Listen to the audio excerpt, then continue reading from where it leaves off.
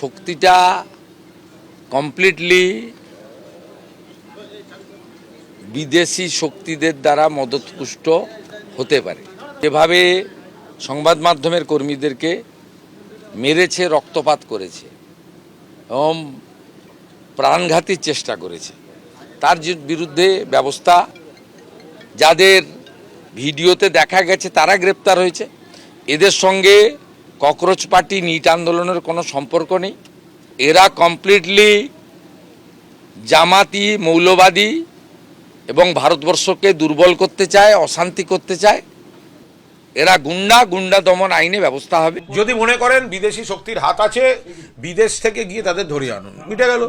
আপনাদের হাতে রাজ্যের সিআইডি, আপনাদের হাতে কেন্দ্রের সব এজেন্সি, তাহলে শুধু বিদেশি শক্তি না বলে বিদেশ থেকে ধরে নিয়ে আসুন, তাদের মিটে গেল।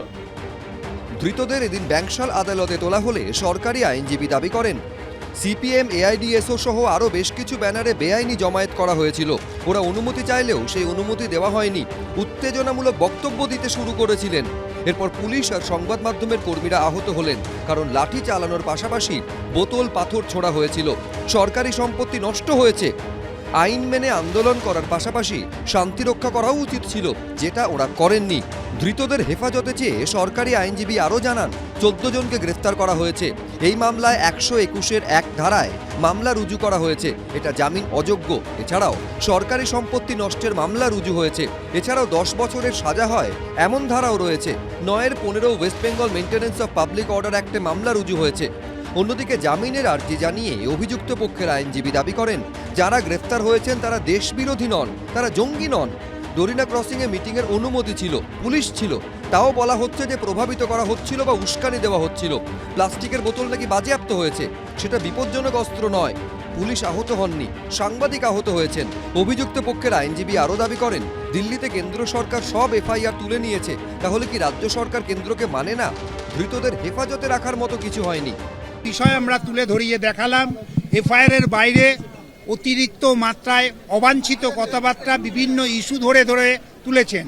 মঙ্গলবার পর্যন্ত ইনভেস্টিগেশনের স্বার্থে রাখা হলো। মঙ্গলবার এই আসামিদের কোর্টে প্রোডাকশন হবে। ওই দিন বেলের আবার জামিনের কথা বিবেচনা করে 14 জনই থাকবে।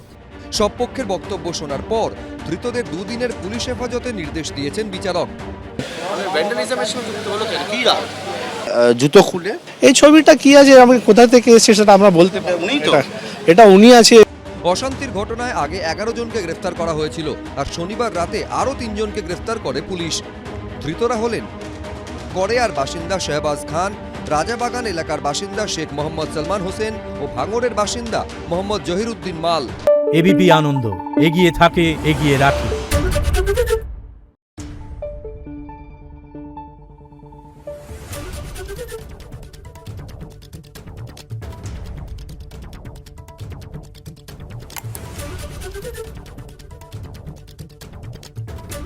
Thank you.